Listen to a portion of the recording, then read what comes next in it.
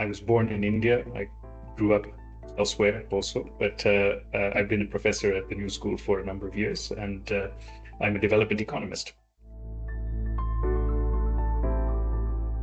I'm planning to really ask the question, which is as much a question I'm asking myself as hoping to address to the audience, of where we started from, or how is it that we should understand the past and how inequalities came to be formed in the past, first. Second, what is the current moment in terms of the creation of inequalities or the cementing of the inequalities that already exist?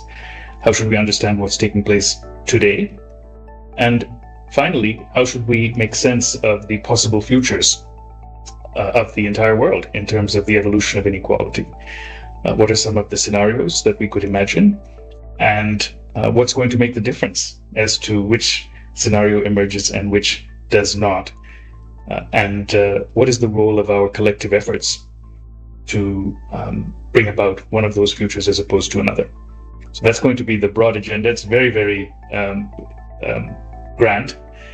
I am going to be talking about global inequalities, but in that connection, I will also discuss some of the inequalities within countries.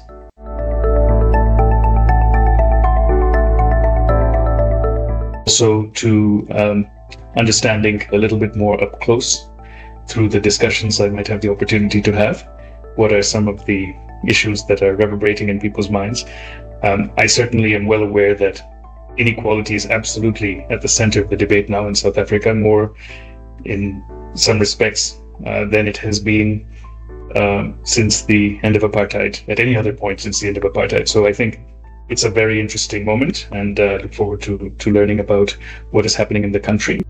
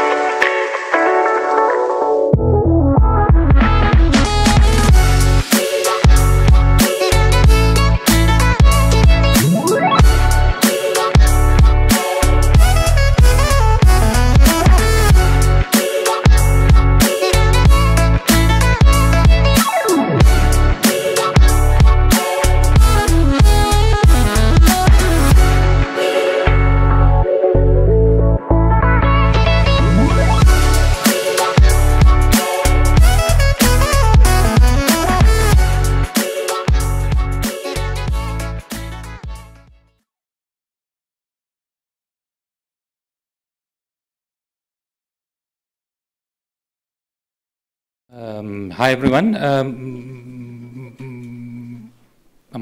my name is Imran Valodia. I'm the director of SCIS. I'd like to welcome you all to the lecture today, and a really special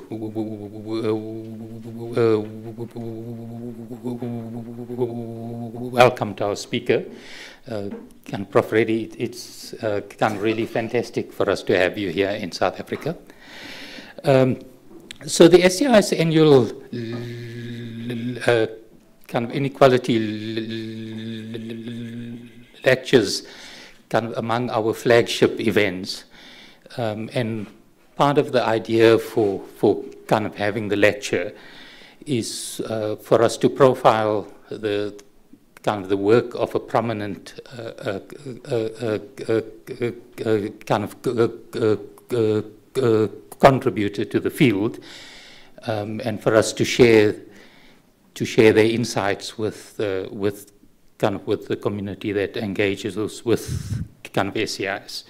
So it's really fantastic to have you all here today, and a welcome as well to all of those who are joining us online. So I'm going to pass on to our dean, Professor Jason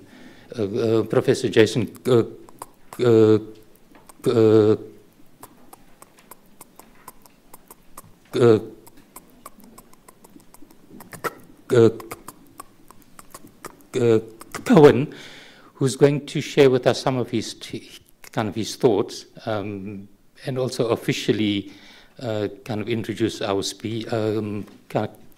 our speaker. I'll then chair the proceedings, so we'll then shift on straight to the lecture, and then we'll have some time for a Q&A thereafter. So with that, let me pass it on to our dean.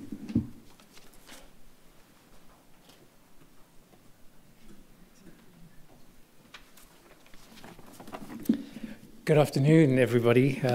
Thank you very much, Prof. Velodia. Lovely to be here as the Dean of the Faculty, to welcome you all, those in person and those attending online, to this year's Southern Center for Inequality Studies Annual Inequality Lecture. And of course, a very warm welcome to Professor Sanjay Reddy, who I'll introduce to you in a moment. Thank you also to The Conversation, our media partner. Always nice to partner with you. So settling into our second century as an institution, the university sets a clear vision for itself: to use our knowledge and our influence as an institution to advance society, tackling pressing challenges, perhaps none more important than the problem of increasing inequality in an already unequal world.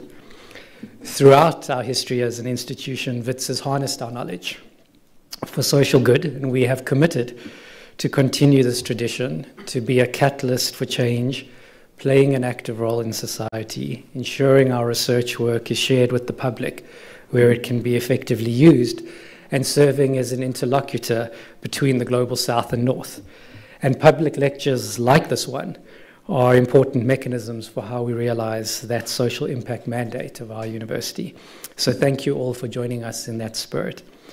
I also want to take this opportunity to congratulate Professor Velodia and the team for building such a strong and vibrant center in such a short time, with a research agenda that spans important themes of wealth inequality, public economies, the future of work, a sustainable and inclusive economy, intersectionality and inequality, climate sustainability and inequality, among many others. And WITS is particularly proud of the Southern Center for Inequality Studies and the role that it plays in the realization of the university's mission. Its key innovation and what sets it apart is its position as a truly interdisciplinary and intersectional research and policy institute located in the Global South. It brings together people who are passionate not just about research, but also how it can be applied in the realization of social justice, and passionate about driving an evidence-based and progressive policy program to overcome inequality in South Africa and across the globe. Importantly, the Centre is also building a new cadre of future academics. This is through its supervision of PhDs and its involvement in our offering of a new Master of Commerce program in Inequality Studies. That is one of our newest offerings, complementing other existing programs in heterodox and applied development economics. I remember only a few years ago when we were finding empty offices in the old faculty building for the Centre's researchers and the late Professor Eddie Webster, who served as the interim director at that time. And now we have this well-established organization with facilities that befit its standing and that support its rich multidisciplinary research work, along with a myriad of public events such as this annual lecture. Of course, it's also quite fitting that the Centre scheduled this lecture during Women's Month in South Africa. And in this time of Women's Month, it's prescient to reflect on how gender inequality particularly manifests in our country. In her inaugural professorial lecture earlier this month, Professor Daniela Casale from our School of Economics and Finance spoke about women's increased participation in the labour market after COVID, but then she pointed out that these jobs were concentrated in low-paid, insecure, and often precarious areas of the labour market. Researchers from this centre have done well to bring a gendered lens to the Inequality Studies programme, and as they also tackle emerging questions about labour and employment, such as in the face of automation and AI. The annual Inequality Lecture Series offers us the opportunity to deepen our engagement on these pressing questions of inequality in our country and more broadly in the Global South, strengthen our understanding of its intersectional nature, and learn from renowned experts in the field of inequality who can share with us their latest research and thinking. And in that context, this evening then, we're indeed privileged to have Professor Sanjay Reddy delivering our 6th annual Inequality Lecture. Professor Reddy is a professor of economics at the New School for Social Research in New York. His areas of work include development economics, international economics, and economics and philosophy. He's known for his work on inequality both between and within countries, studying unequal outcomes, how they are produced in the interaction of economic, political, and social forces, and how they might be addressed, in particular by laying conditions for more inclusive growth and development. Professor Reddy has held various fellowships and advised numerous United Nations departments, the ILO, Oxfam, and the World Bank. He's changed the way microeconomics is taught in the US and has introduced debates and critical thinking into the field of applied microeconomics, which has too often been focused on the technical apparatus of applied mathematics. Professor Reddy's courses emphasize the importance of critique and understanding the significance of methods and results. Professor Reddy recently spent time at the Goethe University in Frankfurt, where he investigated the predicament of economics. He described the project as straddling the methodology, the sociology, and the politics of social science to ask how and why it is that the discipline of economics, which is often looked to for answers to pressing questions of social explanation and of policy, often fails to do so in a manner that many may consider to be satisfactory, and is instead seemingly characterized by permanent internal conflicts and the reign of ideology, fads and fashions, and some notable predictive and explanatory failures. Such introspection is perhaps something more of our fields of study ought to engage in.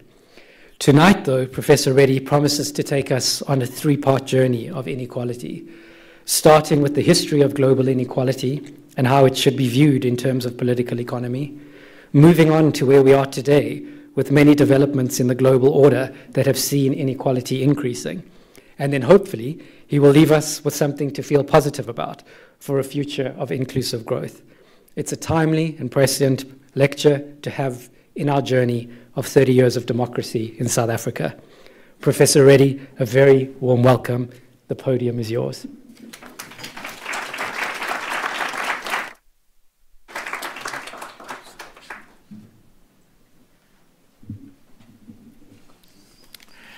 Well, thank you for that wonderful introduction, Professor Cohen, Dean Cohen, and thank you also, Professor Valodia, for your kind words and for the invitation to come here. Thank you to all of the staff of the Southern Center for Inequality Studies. I won't name all of you, but I know who you are, and I'm very grateful for all of the work that you did to make it possible for me to come here in person. It's really an honor for me to be here.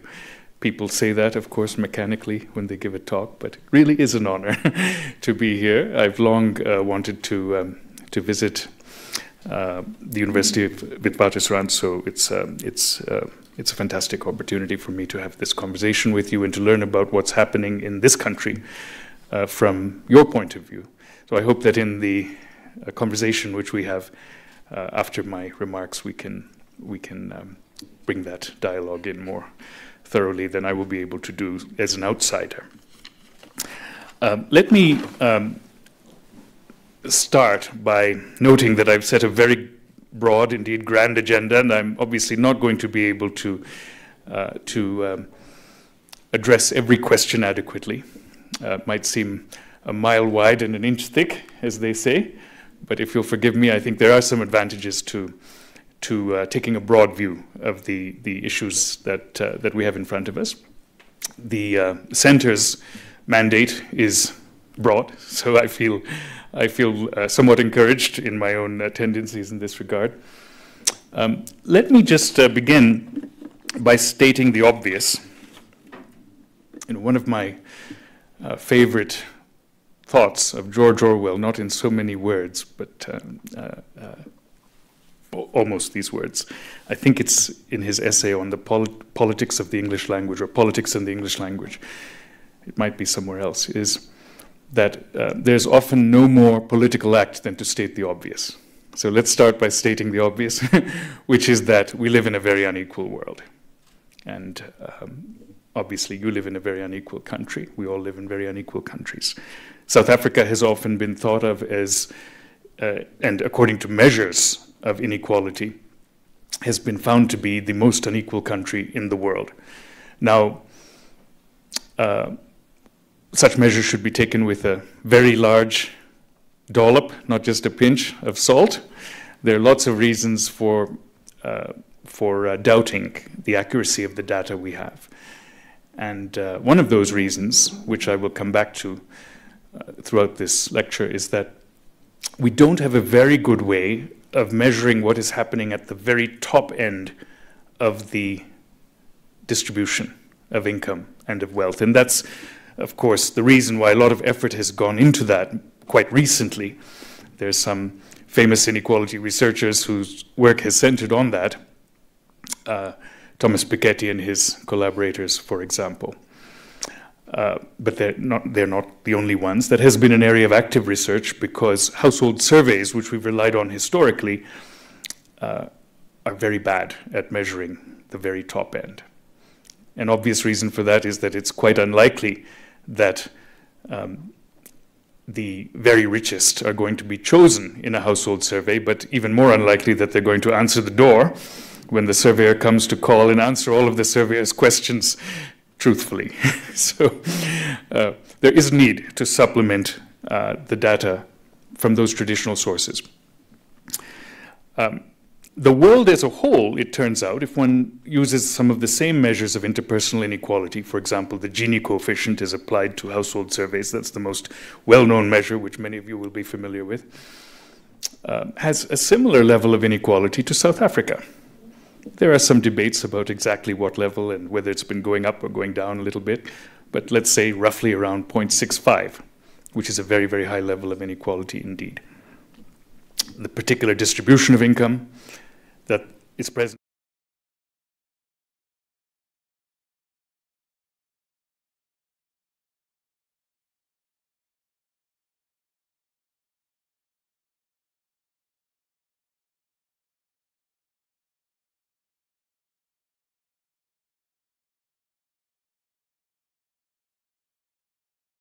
as one of your distinguished speakers in an earlier lecture, and of course he's shed a lot of light on this issue along with other researchers.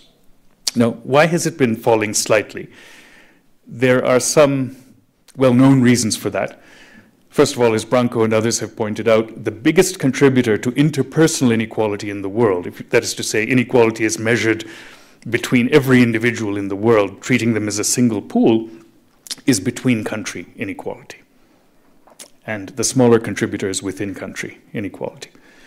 Now, what has been happening to between country inequality? Well, as you all know, there are some countries in the world, a couple of very large countries, in particular in Asia, namely China and more recently India, that have been growing quite quickly. China's growth rate has slowed, but for a period of quite considerable period of 3.5 decades, it had an enormously high growth rate of per capita income. And for that reason, the relative gap between the incomes of the richest people in the world and some of the poorer people in the world, in particular in these large countries, has been falling. the relative gap. That is to say, if you take the ratio between their incomes, you would find that that ratio of per capita incomes of countries has been falling. But of course, if one is to measure inequality in the entire world, one can't simply look at a pair of countries such as the United States and China, for example, where that relative gap has been falling because Chinese growth rates have been, over a period of time, been much higher than US growth rates of per capita income. One has to look at all the pairs that there are, which is one way to interpret what the Gini coefficient is, that it's a measure of the average gap that exists between all of the different pairs. Now, if you look at that measure, what would you find? Or look at the measure in that way, what would you find? In that larger, more comprehensive way. Well, of course, China has also been pulling away, and India more recently, from countries that are still poorer in the world. So on the one hand, there's a gap that's falling between the richest countries in the world and these fast-growing countries. On the other hand, there's a gap that's increasing between these fast-growing countries and still poorer countries, many of them in sub-Saharan Africa, for example. So the relative ratio between the Chinese per capita income and some of the poorer countries in the world, for example, in sub-Saharan Africa, not South Africa, but many poorer countries, has been increasing at the very same time that that gap between the richest and the fast-growing countries has been decreasing. So this is what's driving the measured slight decrease in world interpersonal inequality. A lot of effort has been put into this by researchers, but does it really matter? Perhaps we can return to this in the conversation afterwards, because I don't want to dwell on all of the philosophical issues that could be raised. There are a number of them. There are some who have argued that world inequality really shouldn't bother us. We should be only interested in inequality within countries, if we're interested in inequality at all. But I thought it would be helpful for you to know a little bit about what is happening to measured world inequality and what is driving that. It's still very high, mind you, even if it's fallen a little bit due to these changes. Now, what can we expect in the long run? Is everything, as they say, hunky-dory as a result of this change? No, not at all, because not only is the measure very high, but it's going to take a very, very, very long time for world inequalities to fall substantially, even with the rapid growth rates that have been observed. And of course, there are a lot of countries that are being left out, which have very, very modest growth rates of per capita income. So the growth process in the world would need to be much more inclusive, it would need to be much more rapid, and it would need to be much more sustained for there to be a substantial decrease in global interpersonal inequality. Now, what about the top end? Let's leave aside the surveys and all of these measures that have been done. Okay, I'm going to rely on, not on an academic source, but on a business magazine, which is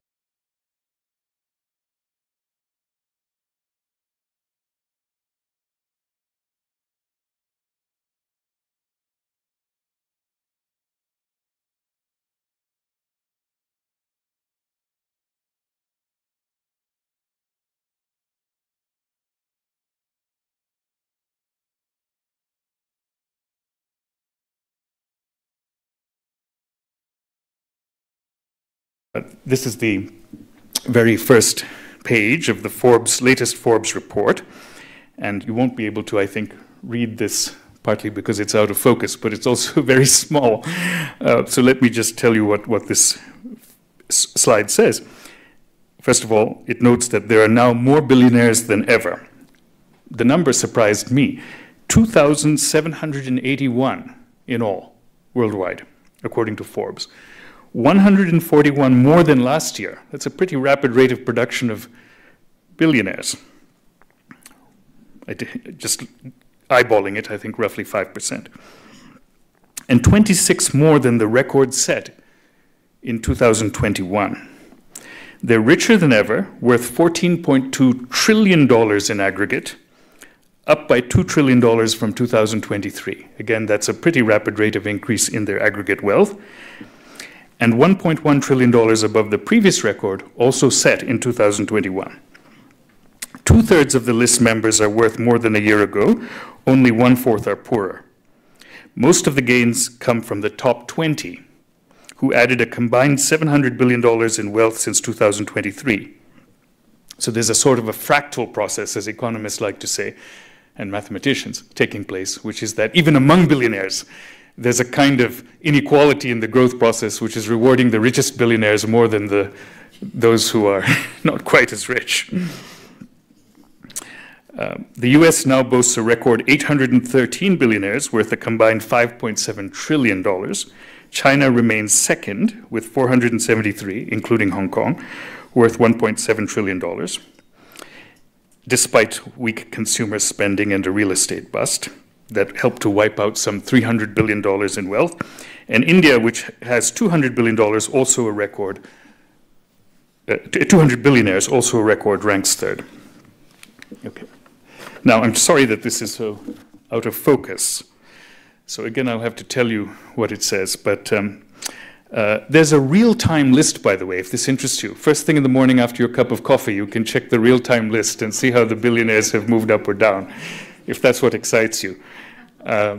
Turns out that in the published results for 2024, the Bernard Arnault, who is a French billionaire who owns the LVMH luxury brands and company, and his family were rated to be, he was rated to be the richest person in the world, along with his family wealth, I believe. But since then, if you look at the real-time list, you'll see that Elon Musk, who was number 2, has now moved up. So in the latest results that I checked yesterday, Elon Musk was number 1, and Bernard Arnault had fallen a bit. That's because this depends on stock market results, etc. Now you can see on the top right a graph of billionaires' wealth history, and you can see that that's the aggregate wealth of billionaires. There isn't a vertical axis there, but I mentioned some of the numbers to you, and it's been increasing rapidly over the last 5 years. But it's not just a 5-year process. This has been a multi-decade process, so we should really see ourselves as in an era of plutocratic wealth creation, right? A kind of gilded age, new gilded age, as some have called it, that has emerged since maybe around 1980. Now, if you look down this list, and sorry, again, it's out of focus, but you'll see that there are a number of people who are billionaires from the US tech sector. Jeff Bezos, for example, Mark Zuckerberg, Larry Ellison, right? All of you, many of you will know their companies, of course. Warren Buffett, Bill Gates, etc. Further down, number 9 is Mukesh Ambani, the richest Indian billionaire. Now, happily, you can search this database and find the billionaires from each country in the world. And if you do that for South Africa, you find 6 billionaires, and they're pretty modest on the list in terms of their wealth relative to the global billionaires as a whole. The wealthiest South African billionaire is Johan Rupert and family, $12.2 billion, with their luxury goods empire, then Nicky Oppenheimer and family, etc. Now, it amused me that when I searched for the Indian billionaires, of whom, as we read, there were quite a few, turns out there are exactly the same number of Indian billionaires as there are with my last name, as there are South African billionaires. There are 6 Indian billionaires with the last name Reddy. Though it might comfort you to know that they're poorer than the South African billionaires. Nevertheless, there are 6 of them. Okay. Income and wealth shares globally. This is from the World Top Inequality, Top Income, database that Thomas Piketty and his collaborators have put together, and their World Inequality Report. So if this is too out of focus for you to read, don't worry, you can just go to their website and this will appear right at the top. And it shows the proportion of global income and the proportion, which is on the left, and the proportion of global wealth, which is on the right, which is possessed by various income fractiles or quantiles. And in particular, one can see what share the top 1% possess. Now, the top 1% is a very expansive category, of course, much more expansive than billionaires. It includes quite a number of people who are mere millionaires, right, and not billionaires. according to their results, the top 1% in the world possess 19% of global income and 38% of global wealth. So their proportion of global wealth is much larger than their proportion of global income. That's not surprising. It's also found in household survey data and so on, because most people don't possess much, if any, financial wealth. Stocks and bonds, for example. This tends to be the province of the relatively rich. And so if one calculates inequality in financial wealth, it's often very high, off the charts high. Okay. Now, what about by region? If you do a geographical breakdown of income groups, you'll find that the legacy sites of wealth, the developed countries, in particular what I will call Europe and its offshoots, which I'll return to in due course, specifically North America and Oceania, which means Australia, New Zealand, and Europe, most especially, and Europe, which is the blue area at the top, commands the largest percentage or largest share of those who are in the top 1% of the population. The top 1% of the population is on the far right of these two. The lowest, the bottom one, these two charts, and the bottom 1% of the population is on the far left. So we can see that they still play a very substantial role in terms of global wealth. On the other hand, the wealth share of the emerging economies is rapidly increasing. Okay, and this is, of course, another manifestation of the growth process that I was referring to, especially in China, but also in India and elsewhere in the world. The wealth share of the emerging economies has risen from 16.43% of world wealth in 2008 to 29.26% in 2023, and the World Inequality Report, excuse me, this isn't the World Inequality Report, this is UBS, another bank, building on data from UNU Wider, the World Institute for Development Economics Research. They estimate or guesstimate that it's going to go up to roughly a third by 2028. Okay. Now, why does this matter? Again, let me be a little bit more specific. I think one way to think about this is in terms of what Amartya Sen calls capabilities, by which he means what people can actually achieve in their lives, what can they actually do. You know, we may not be bothered that somebody has a lot of money and another person has not very much money in the bank, or that one person has a very high income and another person has a very low income, except that it translates into things that do matter. It translates into the abilities of people to actually pursue certain ends in their lives. Right? It might also translate not only into their ability individually to do things that depend in part on the resources that they can command and deploy in the market, but it may also be the case that the relations between people are shaped in some way by those inequalities, and maybe there are forms of domination which enter into the relations between people because of the stark inequalities that there are. I find this a very productive way to think about why inequalities matter.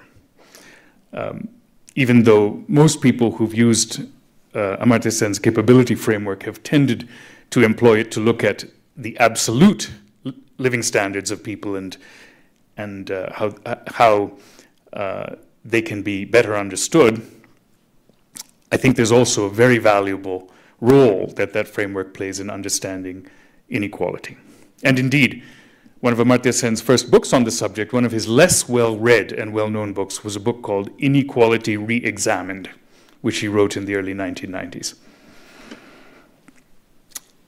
Let me be a little bit more specific in describing the issues involved.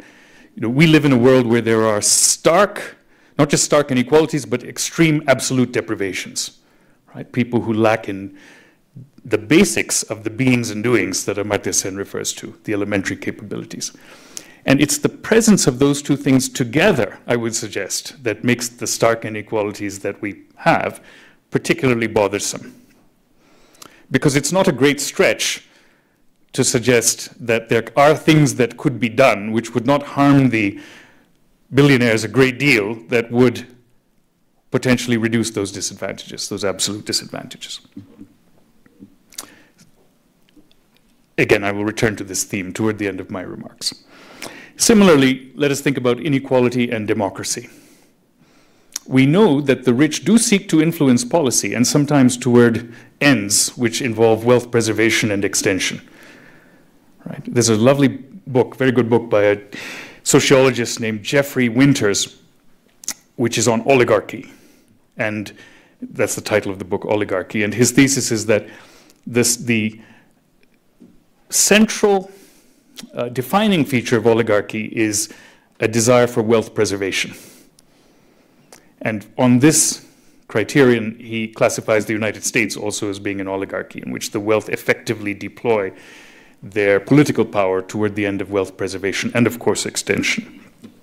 So to the extent that dollars, so to speak, or rand, or whatever it may be, rupees, translate into the ability to influence the public sphere through political contributions, through financing of think tanks and shaping the public discourse, and so on and so forth, and maybe simply through certain forms of social deference which arise from the possession of wealth, that would tend to corrupt the functioning of democracies and enable certain forms of domination in public life.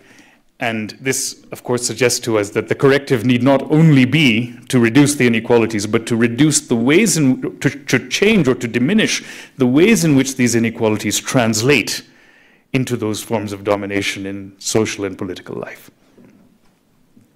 Again, I shall return to that question.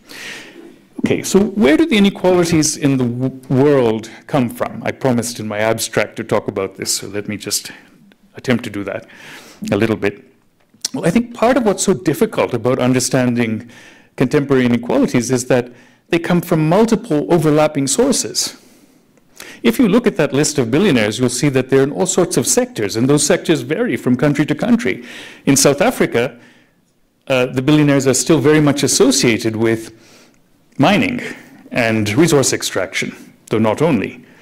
Right? In the United States, the new billionaires are very much coming out of the tech sector, and the largest, as well as finance, right? And so on and so forth. So there are variations. In India, you have both. In China, many of them are connected to manufacturing. And of course, China has been a manufacturing exporting power, so that's not a surprise. So there are multiple processes that are involved today, and there have also been multiple processes involved historically, and wealth today is linked to historical sources of wealth as well. Right? Now, if you look up if you examine, go into the history of the richest historical families, you'll find that some of them would seem to have all but disappeared. The German family known as the Fuggers, for example. If you ask the question, they were a fabulously wealthy family, sometimes thought of as having been the wealthiest family that ever lived. There's some indications of that a few hundred years ago. Their descendants are a little hard to identify. There's some minor German and European aristocrats who appear to be the descendants of the Fuggers, right? So some of these historical sources of wealth dissipate in some fashion, but they may also be quite present in ways that we don't fully appreciate. Now, to state the obvious, in South Africa, I don't need to tell you this, you all know this in your bones, right?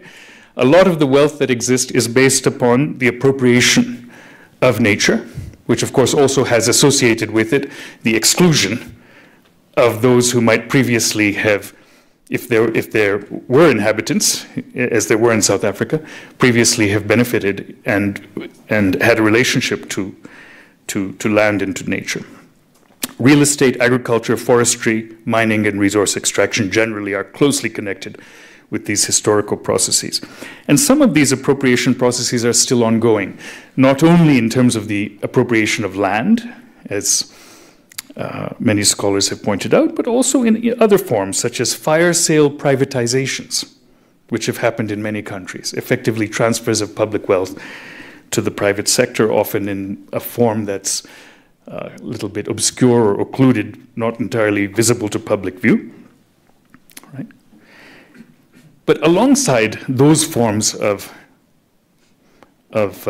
appropriation, which Marx referred to as primitive accumulation, right, and others today have referred to using such phrases as accumulation by dispossession, we do have other things going on. I've mentioned them: manufacturing wealth, finance. There are various circuits of capital which are involved in transforming wealth from one form to another and deploying wealth in ways which allows additional wealth to be extracted. Intellectual property rights are another domain in which new kinds of claims are being created, and where there's much more of a claim being made today than had been made historically, arguably. The tech sector is able to generate the enormous returns that it is, very, very much centered in the United States, because in part of globalization. There are what are called network externalities that are involved. It's very difficult not to participate in certain networks once a large proportion of other people participate in them. Right? The cost to not participating goes up, the benefits of participating go up as well. So there's a crowding in effect which is generated. Right. Now, of course, there are scholars who would point to the role of savings, thrifty behavior, and other virtuous behavior in generating wealth. And I don't want to exclude that, because certainly there are differences in savings rates between societies, for instance, and between people. You know, East Asia has long had very, very high savings rates, and it's not fully understood why it does. There may be some cultural reasons, and there are certainly institutional reasons. And that has probably contributed a great deal to East Asian development. And many other countries that are seeking to develop seek to also encourage savings on an aggregate level.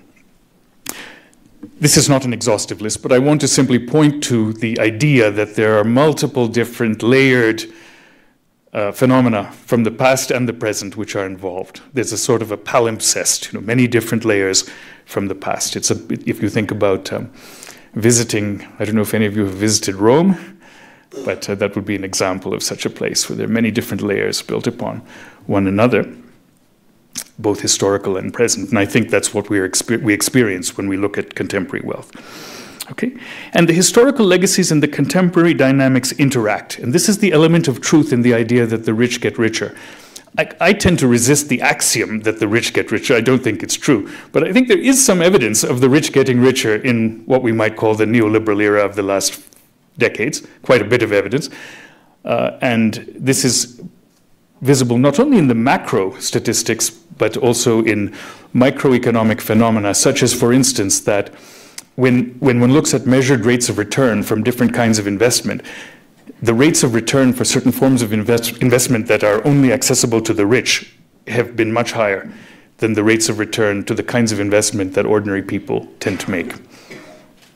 Right. So private equity, hedge funds, for example, and other such categories, certain kinds of non-standard assets, luxury assets, forests, other such things, some exotic assets. A number of these are assets that rich people have invested in and have had very high rates of return, but ordinary people would have a very hard time investing in them, middle-class people, even if they had deployable resources.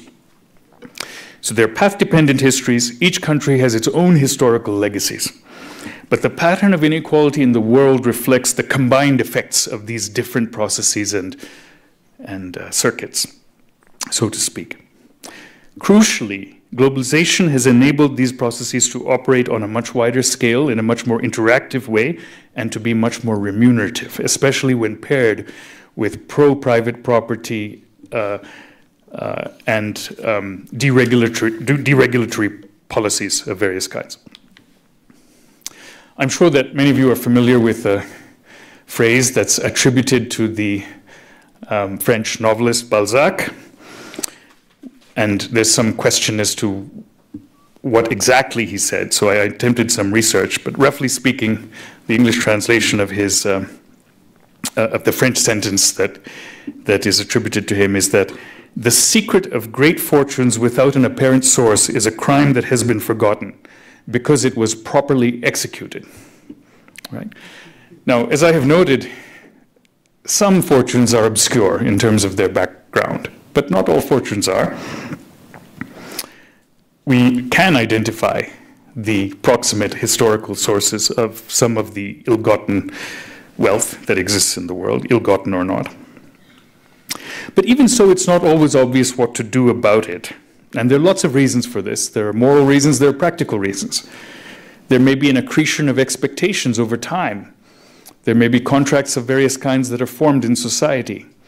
Right? And this is, of course, a point that some of the libertarians and others tend to emphasize. Robert Nozick, the great libertarian philosopher who is a defender of wealth, argued that one shouldn't look too far back into the history of wealth because it would upend everything, and that whatever rectification of prior crimes and appropriations was undertaken should have a statute of limitations.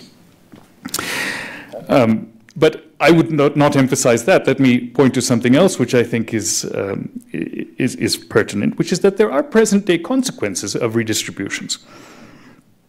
And at the least, redistributions may require complementary productivity-oriented policies.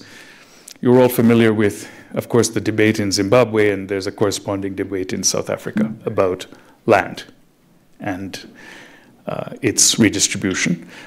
And I think it's fair to say, and I'm glad to be corrected, but there was a precipitous drop in output that was associated with some of the land redistribution that took place in Zimbabwe, at least initially, because of the lack of complementary policies that would enable productive use of the land that had been transferred. So that would be the kind of issue that one would need to pay attention to in addressing such redistribution. Okay. Now, taking a bit more of a conceptual view of the problem from a wider perspective, many economists tend to argue, and certainly this is a very dominant idea in economic policy, the main thing that we ought to focus on as economists or as policymakers is maximizing wealth.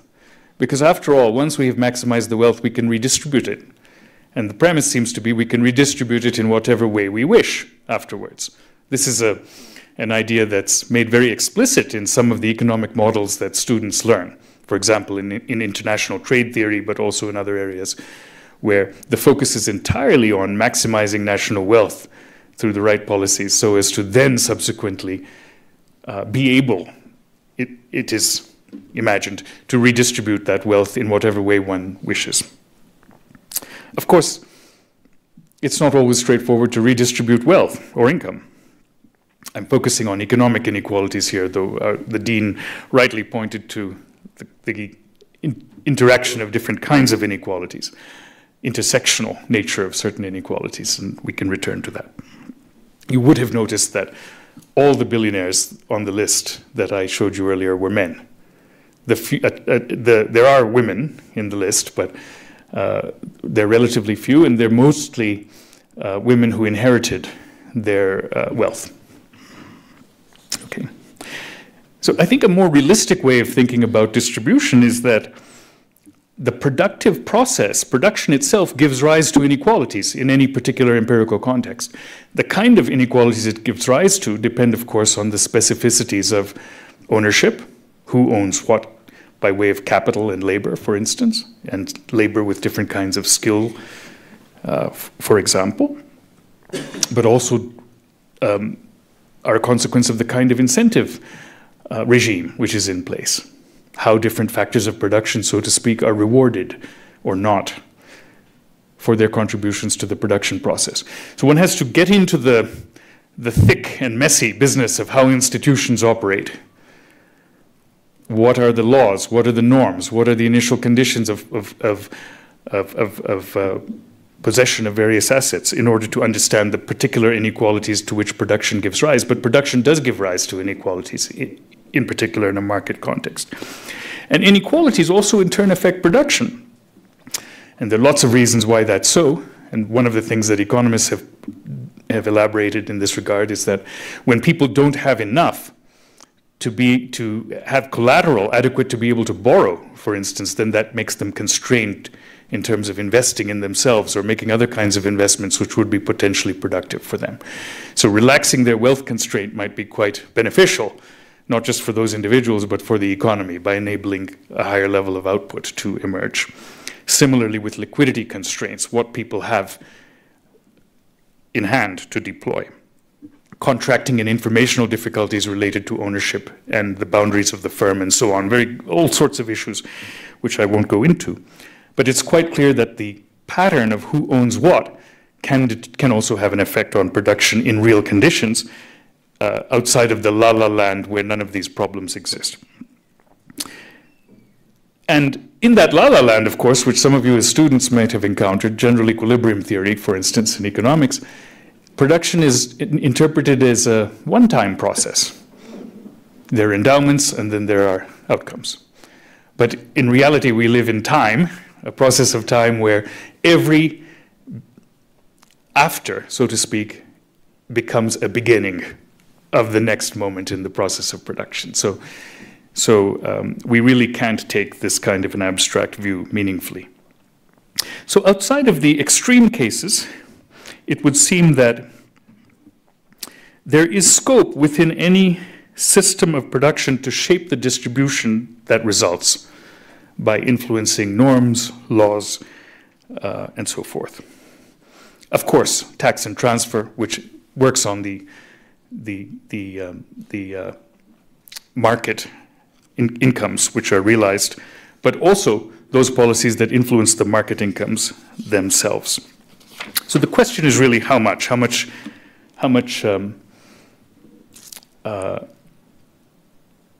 opportunity do we have to shape those outcomes within any given market context? One way that I might suggest that we think about this is that economic policy ought to focus on the area of overlap between output and distributional goals, by which I mean those things that can improve productivity and enhance output, but also at the same time help to reduce inequalities and deprivations, of course. So if we look at the debates that take place in the world, it seems to me that we can characterize the left wing and the right wing points of view, so to speak, on this in the following way. The left, so to speak, has tended to see no conflict between output and distributional goals, at least if we take a caricatural view of an extreme left position, in which distributional goals can be pursued without considering at all their effect on output. For instance, the idea that you can tax incomes as much as you like without affecting incentives and affecting output. That would be one extreme end of the spectrum in this debate. And on the other end, the right, so to speak, has tended to see a harsh conflict between the two, so that distributional goals are pursued at great peril to output, and potentially, therefore, it is suggested to the common good. Right? I'm sure you've all encountered these extreme or caricatural views. And my suggestion to you is that in the middle between these two extremes, there's an enormous range of possibilities, right? But to understand what is the scope for pursuing our distributional goals of reducing stark inequalities in particular and extreme deprivations, while enhancing output, requires a great deal of attention to the details of what it is that's constraining output, for example. What are the kinds of investment in people or wealth expansion which could really enable them to enjoy increased productivity and output, both individually and also thereby to contribute to social productivity. I was talking with your dean earlier about the financing system for higher education in South Africa and some of the difficulties that students have in financing their educations. And this seems to me to be a very important example of where there may be scope for such interventions by enabling students who have such difficulties to have easier access to credit, for example, on favorable terms, and maybe making the repayment of loans income contingent, as has been done in certain countries, so that those who realize lower incomes pay back only a portion of their loans, and so forth. there are many creative policies that could be imagined and which have been imagined and which could be employed, which make a great deal of sense because they're at this intersection. Right? So how much of a conflict there is in any given situation is an empirical question, and it depends on the specificities of economic incentives, how property rights shape access to liquidity and credit, information flows, economies of scale, for example. That's been a big issue in land reform in Zimbabwe and elsewhere, whether there are economies of scale or not, which make it make sense to have larger plots of land, or to have smallholders who receive land find ways to aggregate so as to realize those economies of scale, if that's possible. Okay. Now, I don't have a great deal of time. I think I'd like to finish with, at least, as I understand it, we can run only till 6. So let me try to rush through what I have remaining to say in the next 7 minutes or so. Economists who work on growth and development, of course, have identified many of the factors that have an influence on output and on inequality, but they usually don't look at these together, as I have been suggesting that we should, that we really need to understand the matrix, so to speak, of causal factors in which output is generated as being simultaneous with that in which inequalities are generated, because they're really one and the same process in the societies and in the economies in which we live. So typically economists have spoken of endowments, the role of capital, for example, whether countries have a great deal of capital or not. Rich countries have been characterized as having a lot of capital relative to labor, poor countries as not having much capital relative to labor. So what are those endowments? What is to begin with, capital, skilled labor, etc.? What is the role of geography? Beginning with Adam Smith, who emphasized the role of access to rivers and waterways in growth and development. That's been a preoccupation of economists. Jeffrey Sachs has recently elaborated the view that geography is what matters. Technology, how transformable is technology? Institutions, by which economists generally mean, of course, everything.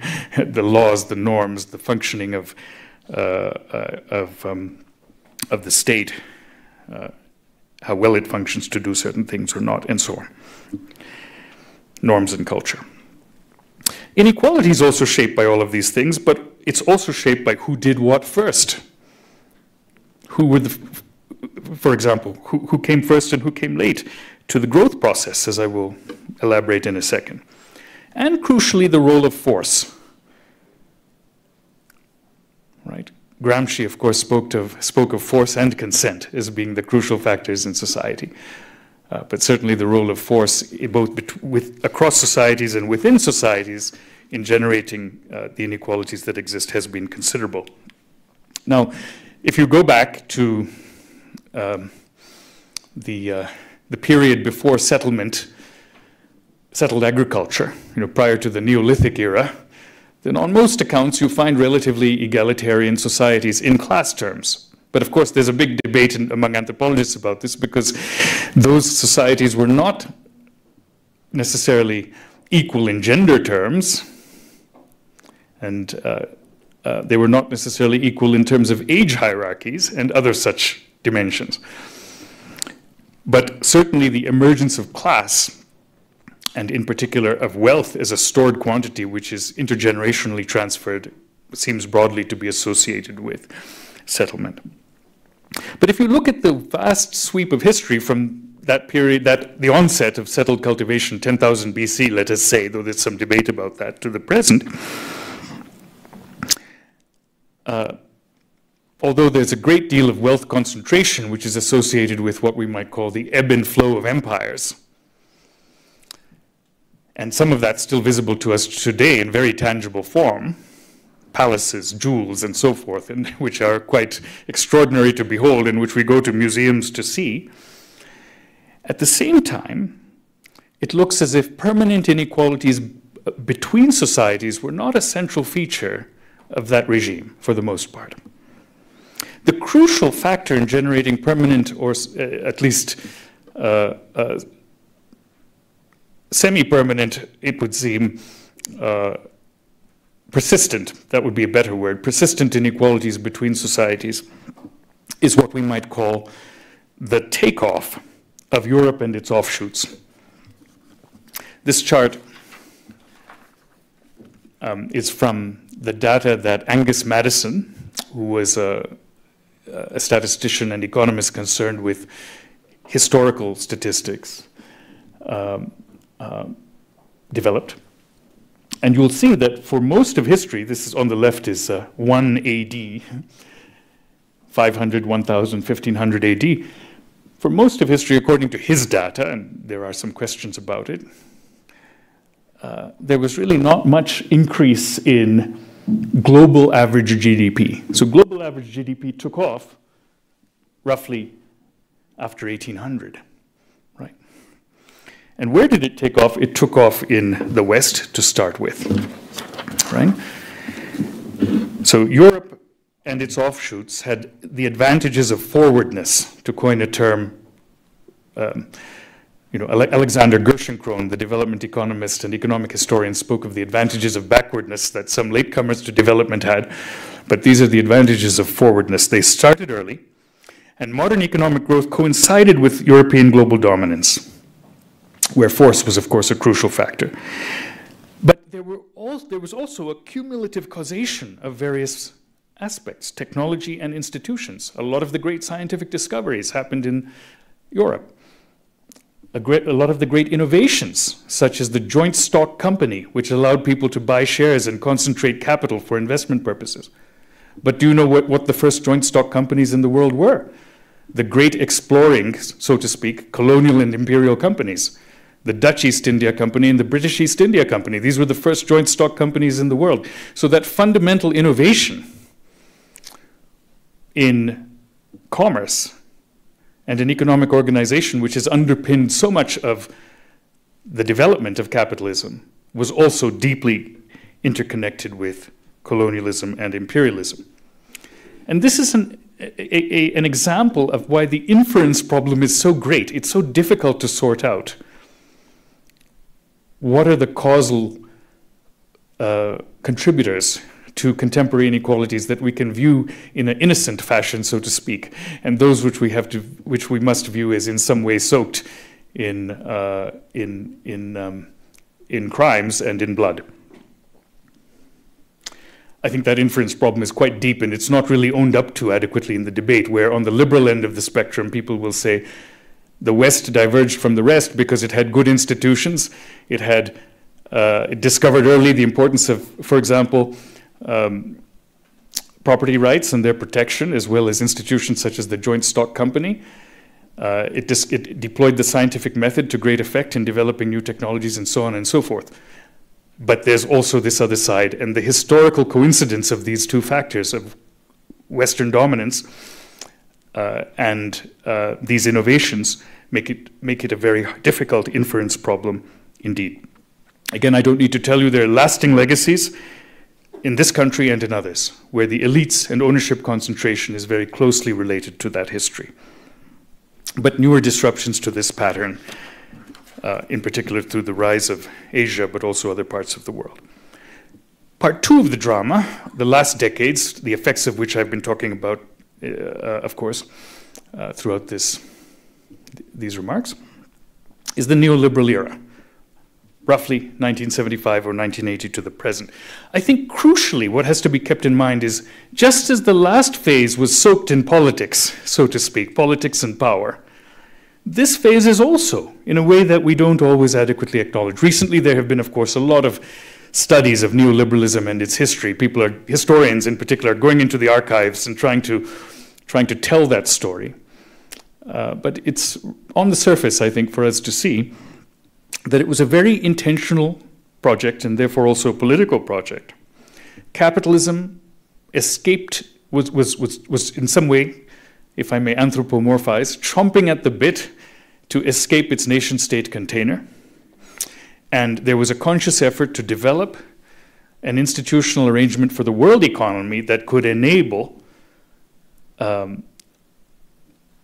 fuller development of capitalism.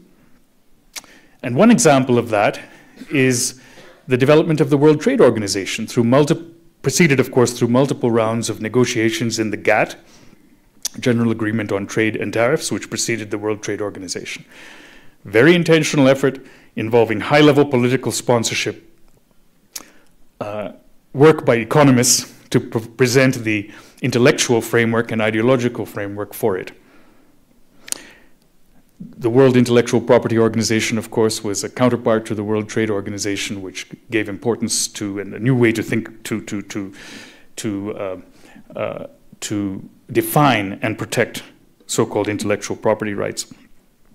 And of course, within nation states, you also had financialization, privatization, deregulation, brought about by the revolutions of Margaret Thatcher and Ronald Reagan, and copied elsewhere in the world, partly through IMF, World Bank, Aegis in the era of structural adjustment.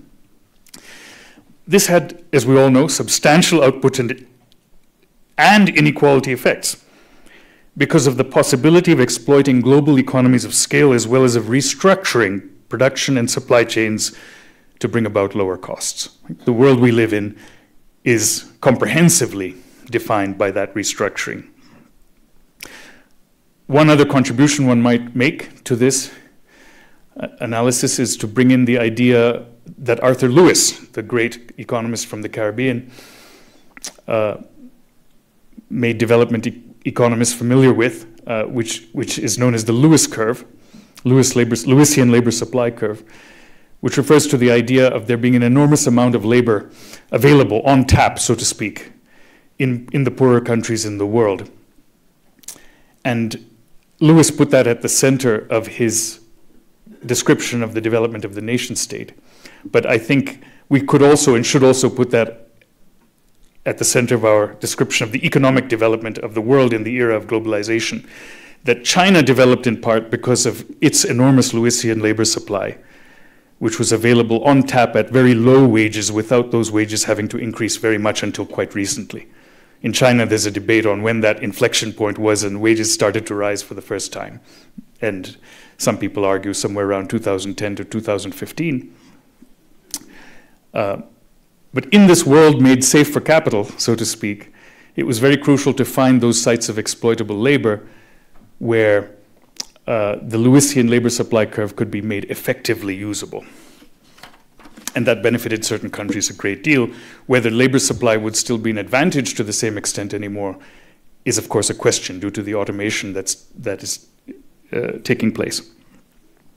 But one of Lewis's observations, which is very interesting and insightful in his original article on this, is that the exploitation of that labor supply curve would have as its counterpart a boom in profits. And I think that is very insightful and interesting in thinking about the era of globalization where there has been a boom in profits as well. Okay, so where are we now? There's an emerging debate, I think, as the pendulum has shifted a little bit from right to left due to some of the reactions to the extreme and stark inequalities we've faced, with new policy proposals being put on the agenda, being discussed, and to some extent even being achieved.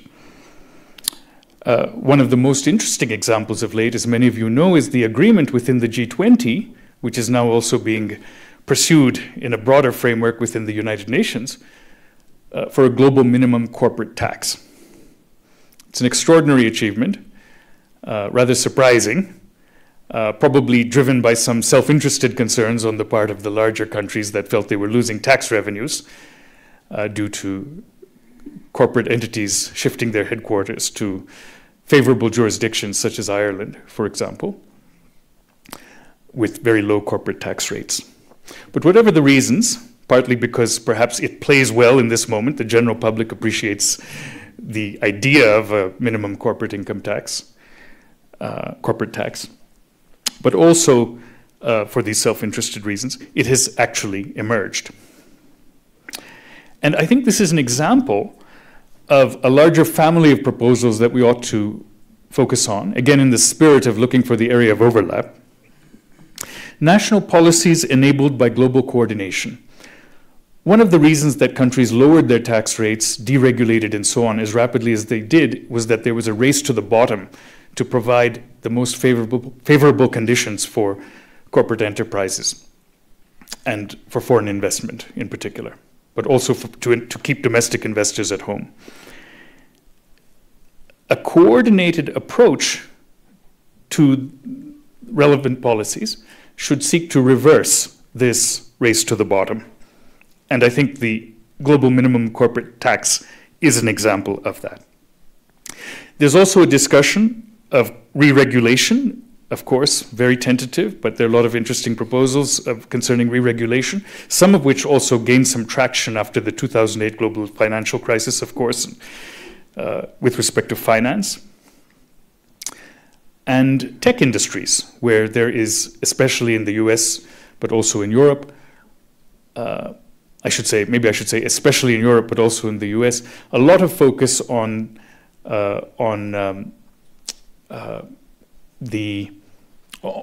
bringing competition policy and antitrust policy to bear on effectively the what are large monopolies in the tech industry, in part because of the network externalities that I mentioned. And a growing interest in the creation of what we might think of as public options, public platforms or their equivalent, which can provide an alternative. I think if we pursue this thinking about the area of overlap, then we might think about using the resources gained to reinvest in public goods, which have suffered severe neglect, and the social basis of economic productivity generally, which involves crucially investing in people, but also investing in the infrastructure that enables them to become effective market actors.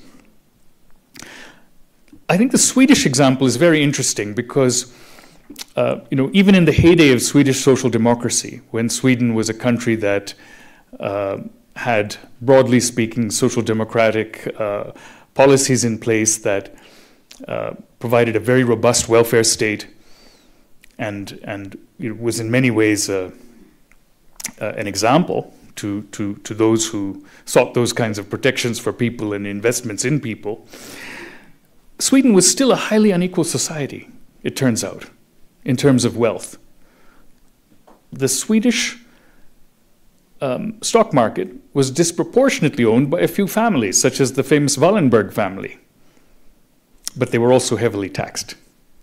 So I think this was a very interesting moment, at least, in which the existence of inequalities in wealth didn't necessarily translate, at least not directly, into inequalities in the social and political order and into outcomes. But of course, Sweden also has experienced some of the, so to speak, counter-revolution from the right that other countries have experienced with a rollback of those policies. So I'm not suggesting it as an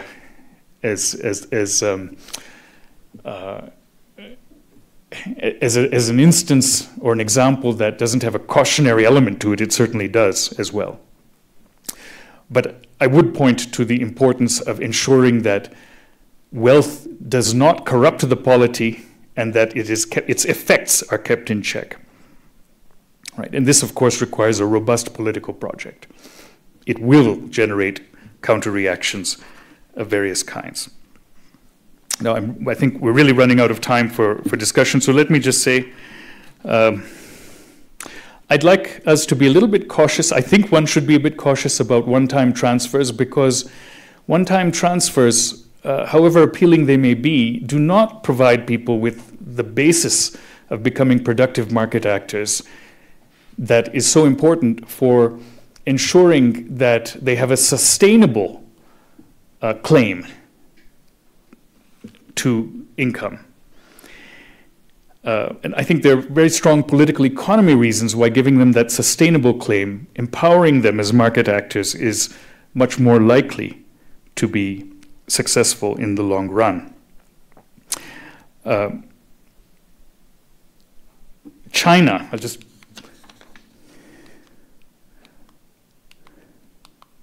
is an interesting example. That large white circle there is refers to China. This is a graph of income inequality in the world. And China is in that particular position because it had one of the steepest increases in income inequality, within country income inequality in the world, despite having very egalitarian initial conditions, so to speak, in 1980, due to the revolution of 1949. So those egalitarian initial conditions did not translate into egalitarian outcomes in the long run, due to the effect of very unequal development, patterns of development in China. Okay. So I won't elaborate on that. We can discuss it in the subsequent period, but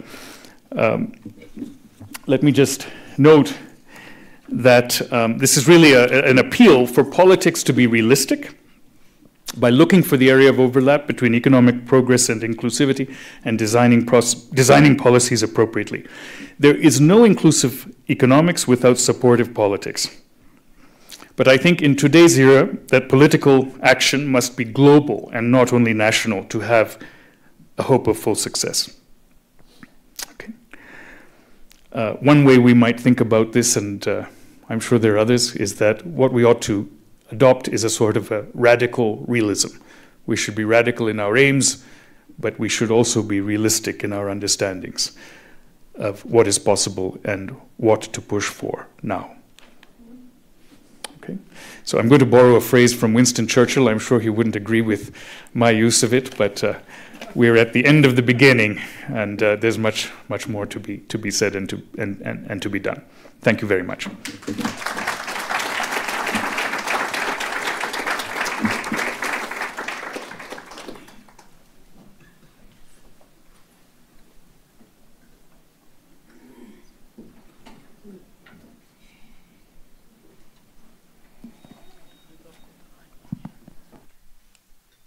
Great. Well, thank you so much for that fantastic journey over 2,000 years of the kind of accumulation of wealth and the kind of the links to output, and also taking us through some of your thoughts on kind of how we've ended up where we are, but also what we might do about it. So thank you so much for that, Prof. Reddy. So I think we have some time for us to have a conversation. There's about equal number of folk inside the room as there are online. So being kind of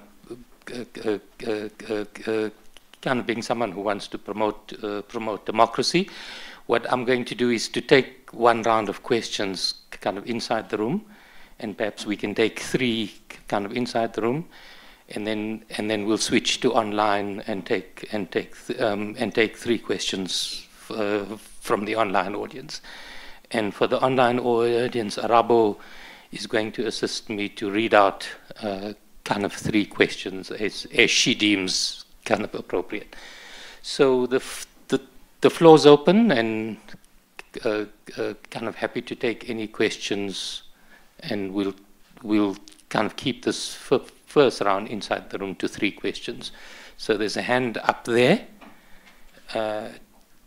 Tanya, and then the lady behind Tanya. So we'll take 3 from this side, go online, and then I'll come back to 3 on the side. So let's start at the back there, yeah. The gentleman with the red hat. Okay. Thank you so much for your presentation, Professor Reddy. Just going back to this presentation, I was thinking, do you think it would be appropriate probably for South Africa to address the issue of inequality by probably raising the tax threshold for the highest income earners in the country, probably using a policy similar to the one that's being implemented in France, so as to address the issue of inequalities here in South Africa? And then secondly, I was quite intrigued with the case study that you used of Sweden in terms of wealth and democracy. I know that social democracy is probably the mode of politics in Scandinavian countries. I've done quite a lot of research on social policy in Denmark, which is the neighboring country. And it's one of the wealthiest countries in the world. They've got a good welfare system, but there's a strand that is quite similar to that of Sweden as well. So why is that quite common in Scandinavian countries? And I'm sure probably the same would go for Norway, as well as Iceland. Does that show the limitations of social democracy in addressing the issues of inequality in Scandinavia? Let's go next to Tanya. Could someone just help Tanya with the mic? Okay, should be on, thanks. Thanks very much for a fascinating talk. I'm Tanya. I'm from the Congress of Trade Unions of South Africa. I just wanted to ask you, it relates to the question about fiscal policy a little bit earlier on. If one is looking at austerity budgets, what would you say are the advantages and disadvantages of putting a lot of funding towards social relief, for example, like a basic income grant, so that people do have resources not only to access labour markets, but potentially to become entrepreneurial?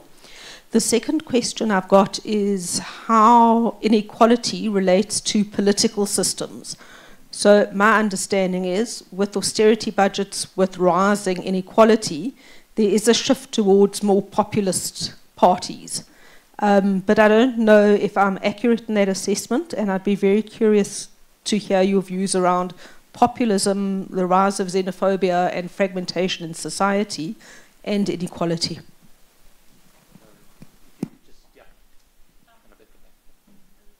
Let's just take the mic from Tanya. So my name is Avela. So I just had a question around how would you suggest in how we can approach philanthropy, as a way of, that it's now being used as a way to kind of redress inequalities, particularly for those countries that have been victims of dispossession. How do we navigate, this whole issue of philanthropy and developmental aid, and how it's kind of, seen as an effort to shift wealth, particularly for that wealth that was accumulated through, crime and dispossession, and whether or not if it's also some kind of a neoliberal way of just taking us back or trapping back those so-called developing countries into poverty. So over to you, Sanjay. I think we were hoping for 3 questions, but you have 5. So Thank you, Imran. And we don't have too much longer, I think, altogether. So is that right? So I'll try to be brief. So thank you all for the questions. On the first gentleman's question, the first of his questions on tax thresholds and taxation generally of the highest income earners. This is one of the proposals that is emerging, as you note, in a number of countries. In France, for example, there's a big push in that direction, but also globally.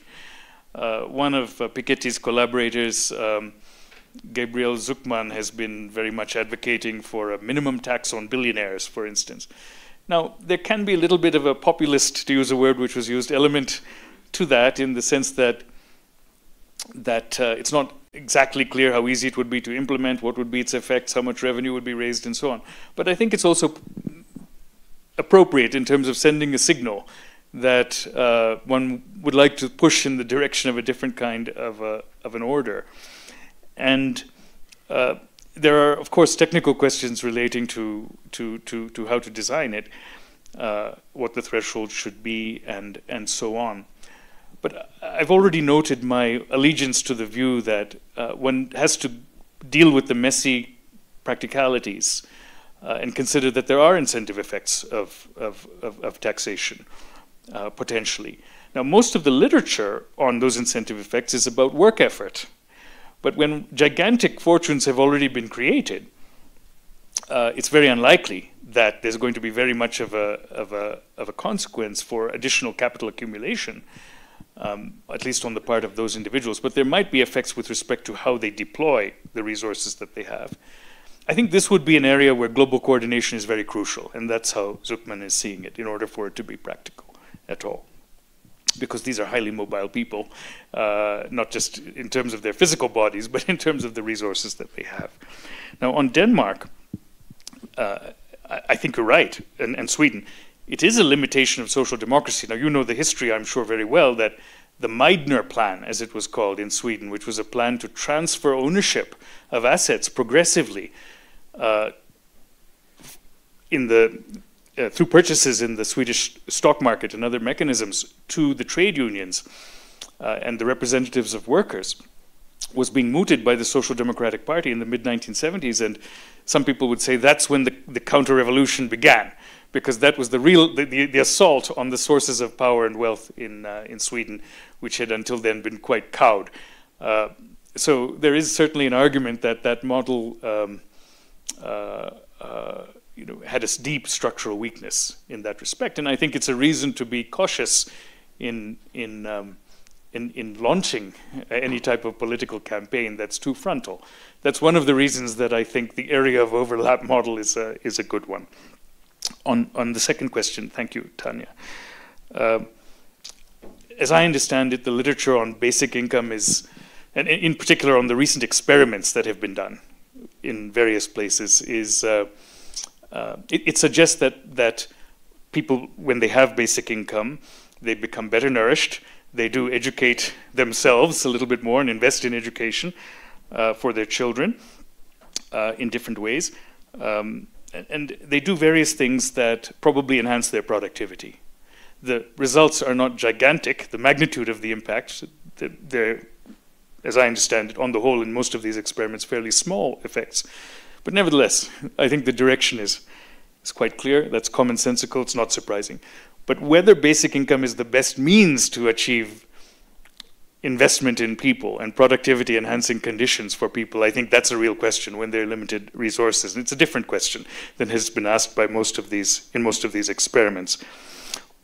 So my mind is open about it. I tend not to think that basic income is the silver bullet that's going to solve every problem, as some people do, because I think there are other ways in which those resources can be deployed. On rising inequality in populist parties, I know Imran recently wrote a piece about that in The Conversation, and no doubt elsewhere. He's also spoken and written about that, suggesting there is a strong link.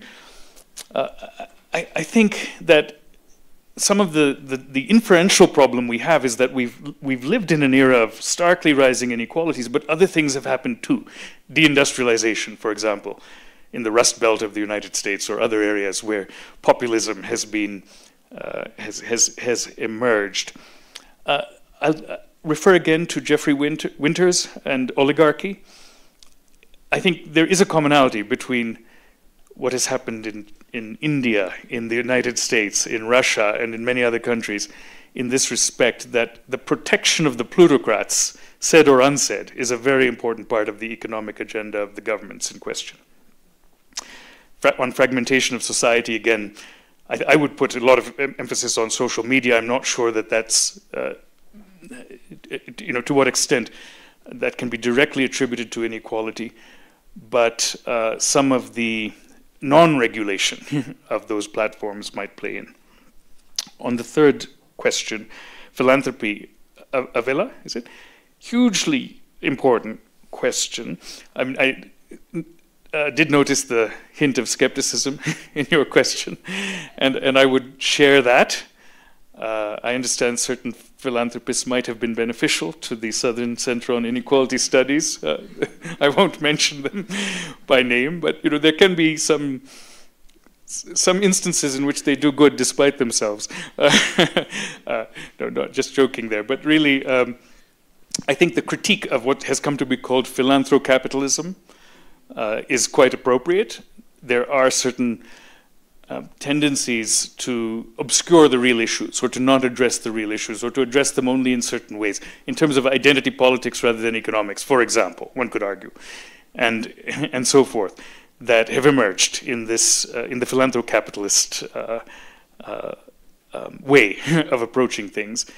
And indeed, one could ask, what is so philanthropic about it? I mean, philanthropy literally means love of humanity. And if you're Bill Gates, you don't have very much more to spend your money on. I mean, you can't spend it on food. You can't spend it on houses anymore. You have enough of them. You can't spend it on clothing. I mean, he could use, I think, a better dress sense. But you really can't. There's not much you can spend it on.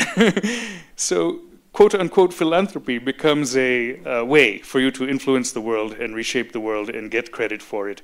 But I'm not sure we should call it that or think of it as that. So I share your skepticism, and I think the ways in which it is corrupting the political process in some places is a real issue, if only by shifting certain questions to the center of the agenda. Great, Sanjay. Thank you for those. So we were supposed to end at 6, but I have I've been granted the license by the organizing team at the back for me to take some of your time for snacks and transfer it into some time for questions. So we'll kind of end at 6, kind of at 6:15. Let's take three questions from the online audience. And if we can do those quickly, there might just be enough time for us to do one more round in the room. So over to you, Arabo. Thanks, Imran. We have 3 questions online. Kieran Lakavela would like to know, what is the role of corporate social investment or responsibility by companies and governments? And then Usitandile wanted to know, you've raised several origins of inequality, of contemporary inequality.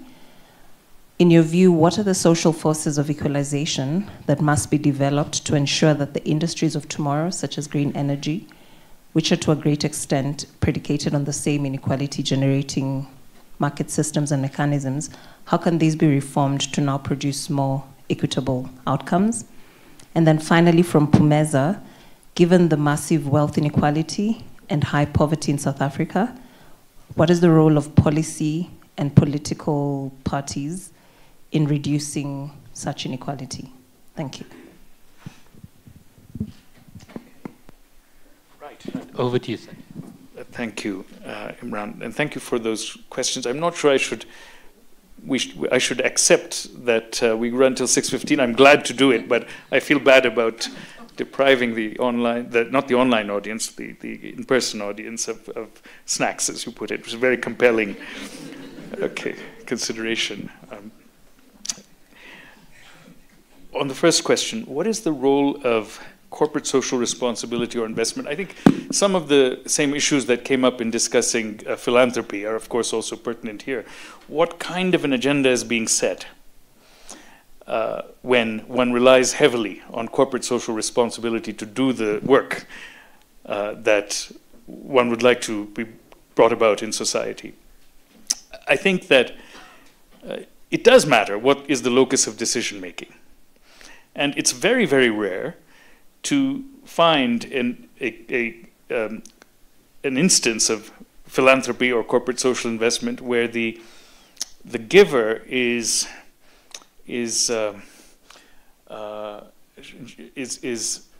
forward-looking enough to turn over the decision-making role in a way that's really structural and permanent to others. And I think that there's a reason for that. So it's not a good idea to focus on, to rely heavily on corporate social responsibility as a primary mechanism for transformations. There is a reason that the state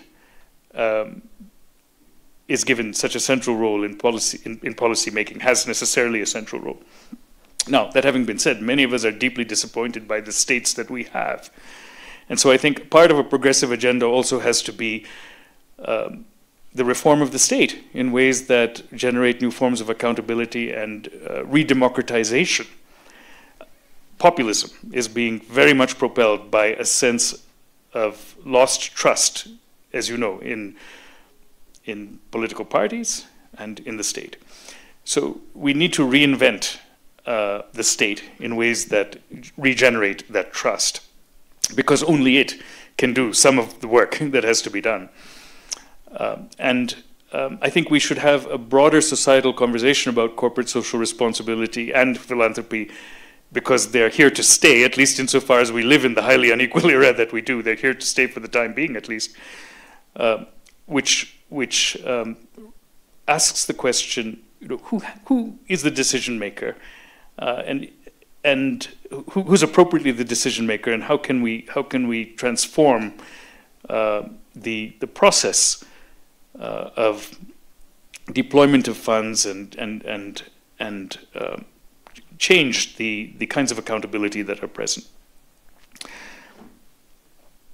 I think that conversation has barely begun, and the reason it's barely begun is that there's a tendency to think about these activities in a purely voluntary way, that I am, after all, deploying my money.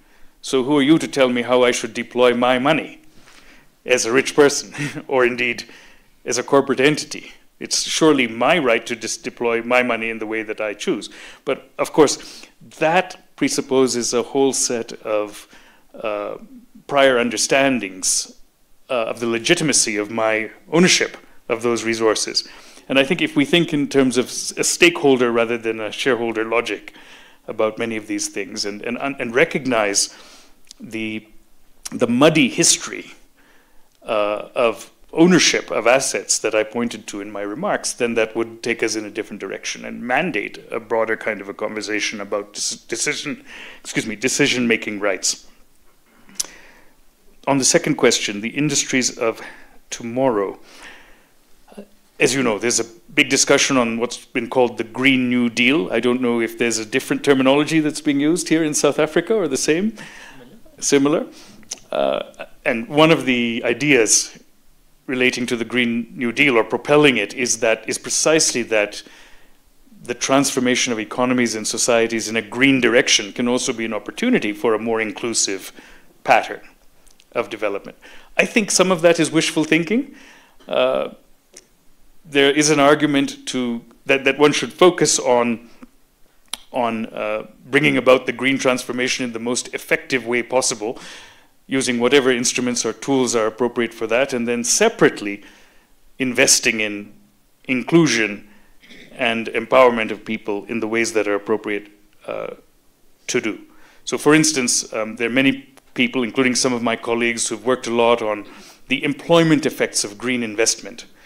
Well, I wouldn't have thought that, and this is a little bit of a maybe minority view, so excuse me if it ruffles any feathers, but I wouldn't have thought that the main argument for green investment is that it generates employment.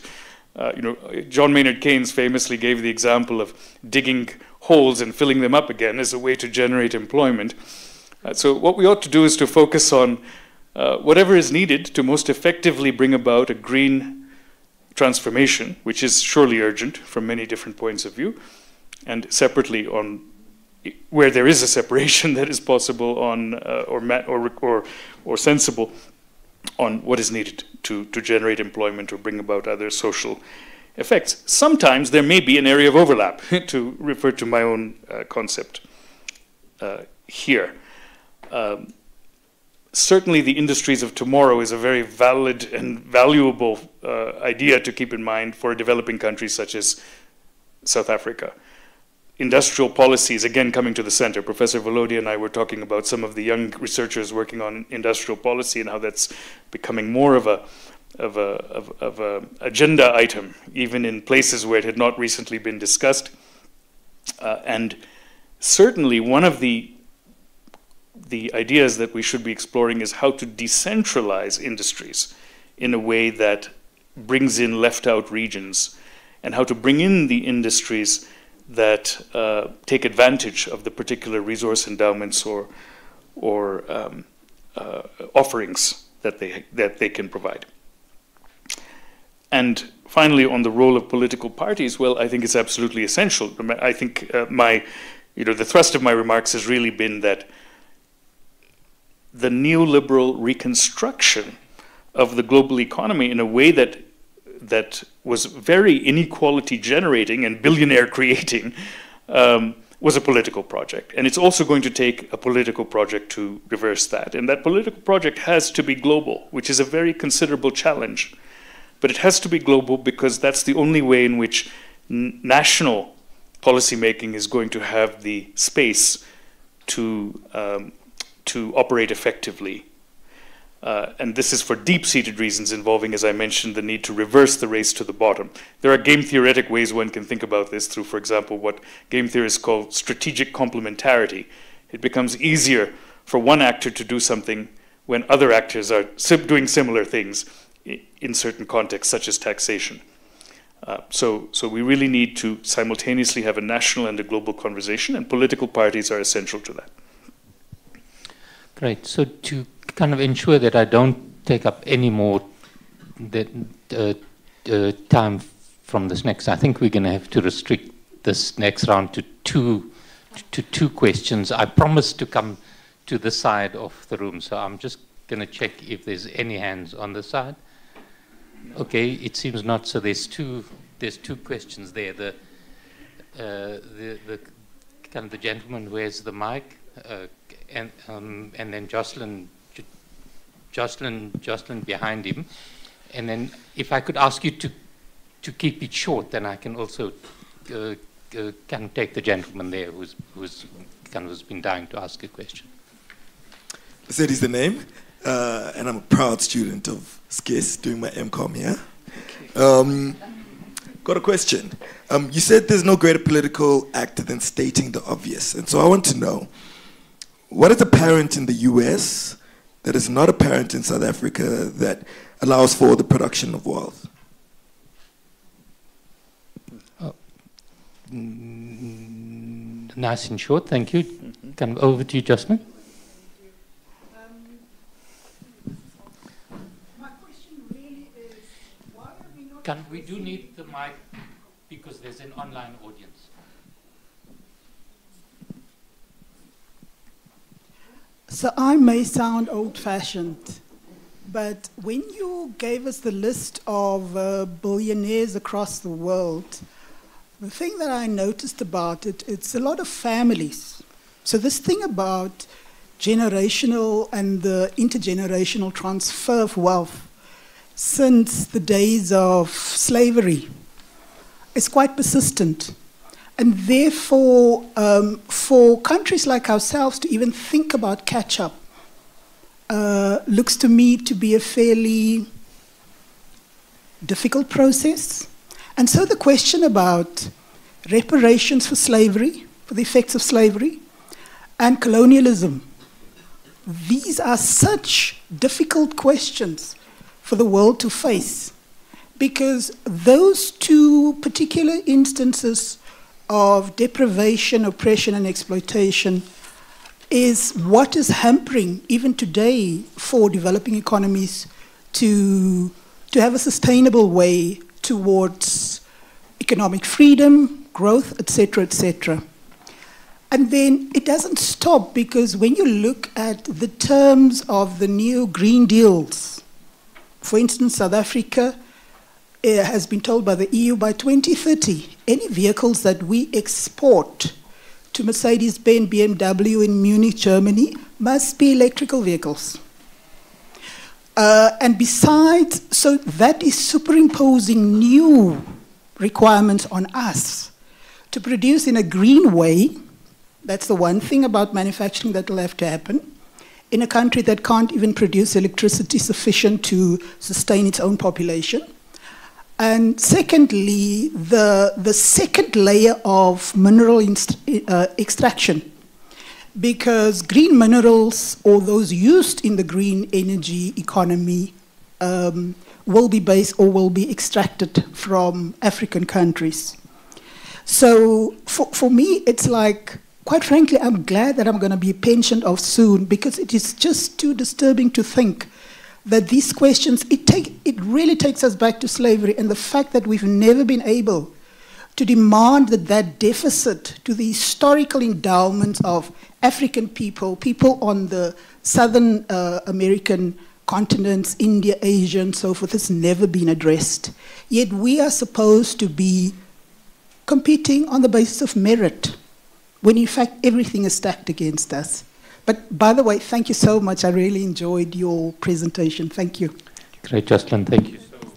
I'm going to take this question as the last one from here, and to those who still have their hands up, I'm sorry. May I quickly do a question? I have the mic already. Thank you, Professor Reddy. I'm very happy to be here. So I've picked the gentleman here. I'm sorry. Okay. This working? So firstly, thank you very much for the lecture. My question is about addressing inequality, which is a project. My name is Justin. I work at the Socioeconomic Rights Institute. So it's a litigation kind of hub for socioeconomic rights. Addressing inequality is a project both from the economic realm as well as the project of human rights and human rights lawyers. But obviously these things aren't entirely separate as well. The work of people like Nancy Fraser, for example, in her work on redistribution and recognition. So we know that these two things aren't entirely separate. I think I just want to ask, what are your reflections on the role of human rights, particularly in economic transformation towards equality? So where have you seen the most impact of human rights? Where have you seen, or what in your view from an economist lens are the limitations of human rights in achieving economic equality? And where are the opportunities that we are just sorely missing? Okay, so I'm kind of going to break my own rule because I think there was some confusion about whether you had the mic or not. So I'm going to allow the woman at the back there. Thank you. My question is short. Professor Reddy, which are your thoughts around the job guarantee proposals when it comes to redistribution and output generation, and maybe linking it with Tanya's question, comparing it with universal basic income? Thank you. Okay. All right, so Sanjay, over to you. Not at all. Thank you very much for sharing so deftly, and I'm happy to chat afterwards if there are any questions. I'll be here. So for those who are here in person, if there are any questions we didn't get to, I know we're almost at the limit of our time, so I'll have to be very, very brief. So first on the US and South Africa and the production of wealth. I mean, it's a question people are asking, of course, elsewhere too. Many Europeans have asked the question, why is the US successful in Europe, apparently, seemingly, much less successful in terms of generating, first of all, new technologies, but second, the wealth that's associated with them. I think a lot of this has to do with a concept I referred to earlier, networks and network externalities, that the US still has the place of precedence in the world in terms of, well, in many different respects. The US dollar gives a role to US finance, which is very central, and New York and, of course, other places in the US benefit from that tremendously.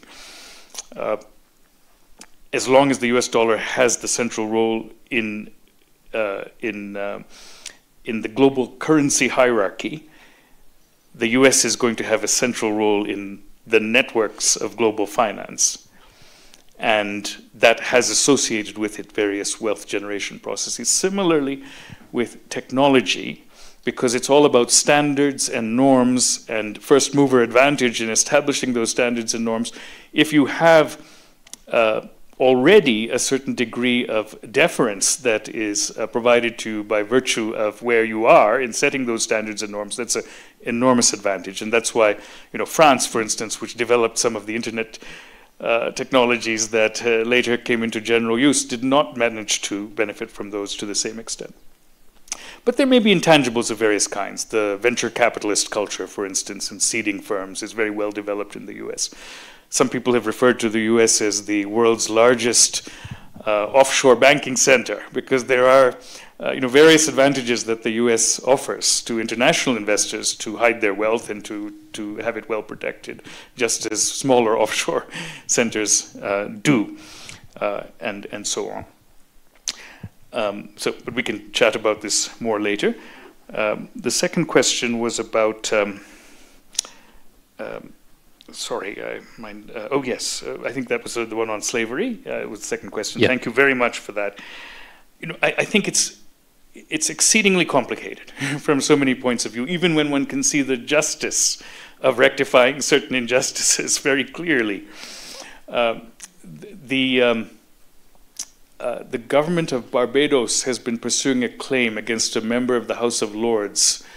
I think his name is Drax, D-R-A-X. There's a plantation in Barbados which he owns to this day.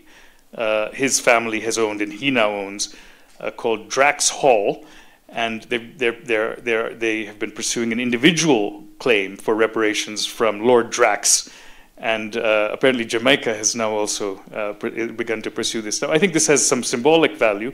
How important it will be in terms of any kind of restitution is not so clear. In this case, an individual member of that family still owns a plantation that is still producing sugar. So it's very clear. In many other cases, it's enormously complexly diffused. Catherine Hall, the historian, has been working on the descendants of those who received compensation for the manumission of slaves at the end of in the 1830s, when slavery was ended in the British Empire. Because there's a formal register, and one can see exactly who received compensation and how much compensation. So she's been tracing the descendants of those people and asking the question, where did that wealth go? Now, of course, very often they married into other sources of wealth. They themselves deployed that wealth in all sorts of other ways. That might have been only a part of the wealth they had to start with, and so on and so forth. So it becomes extremely complicated. A very well-spoken Indian politician, Shashi Tharoor, had a debate in the Oxford Union on whether or not Britain should pay reparations, and he argued very eloquently that Britain should, but it should pay reparations of £1. So I think his point was that there is a clear-cut case, and it's a symbolic case, but it's not obvious that reparations by themselves are going to have very much consequence in today's world for rectifying the injustices that we have. And I referred to the difficulty of using one-off corrections to correct imbalances in a world where the dynamics are of a certain kind. So we really need to equip people, empower them to have a more productive role in an ongoing way. But thank you for that, and look forward to discussing that more. The third question was about social and economic rights. My wife is a human rights lawyer. She's here in the audience. So she may have a different view than I do. My own view is that to take a narrowly legalistic view of rights is quite unhelpful, that one has to really think about embedding a conversation about rights in a broader societal way, and that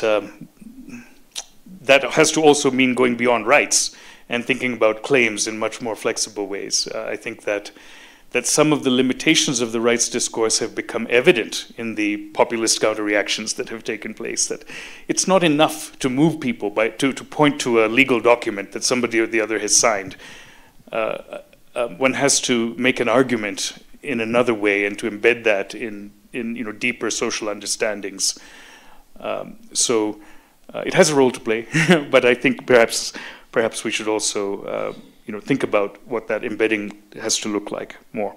Finally, on the job guarantee proposal and universal basic income, the job guarantee proposal is very interesting, very important. I think it can play a valuable role. There have been instances where massive employment programs, for example, what existed in the US during the New Deal, had enormous consequences, beneficial consequences in terms of addressing poverty and insecurity, but also in terms of creating lasting legacies of various kinds.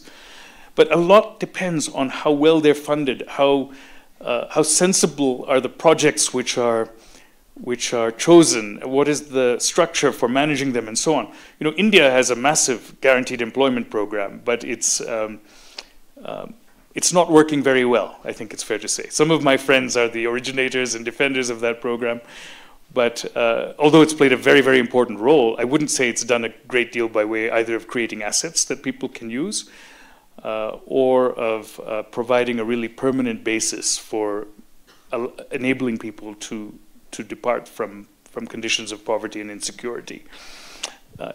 It's a backstop and a valuable one.